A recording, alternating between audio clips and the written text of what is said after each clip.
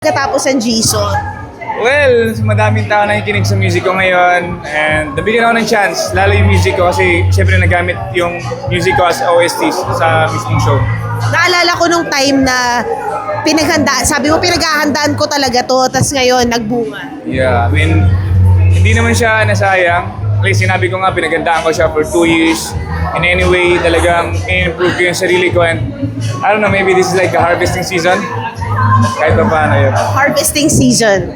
Paano ka na-inspire ni Bea dito sa journey nyo as Will Bea? Siyempre alam naman natin si Bea 22 years in showbiz and madami ako natutunan sa kanya kung paano yung parang tumatakbo yung mismong industriya, the veterans knowledge, gano'n. And siyempre sa acting din, lumabas yung, I don't know, parang ang dami kong na-try sa G-Shot because of her. Nalalabas ko yung mga emosyon na never ko pa nagawa before. Wow! That's deep dahil kay Bea. Yeah, kasi like she's really good and like, I don't know, pero yung connection namin sa isa't isa talagang it's something na rare na bigla mo mararamdaman with katrabaho mo. What is it? Genuine connection. Kasi, of course, like, we're close and then we share personal things din, not just for work. Yun.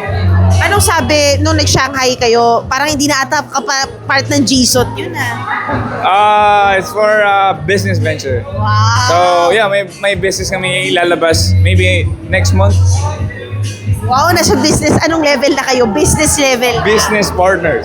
Yan. Wow! Negosyo na. Anong negosyo yan? Well, alam naman ng lahat at yung mga ibang fans namin na mainly sunglasses. So yung pangalan ng brand namin is Sunset Avenue. Ibang level. Kailan kayo na-launch? Mga next month siguro. So, pabalik-balik kayo ng China? Yun muna, and maybe in the future then for another product then, same thing, ganun, the same brand. So, Bakit Sunset? Golden Sea. Golden Scenery.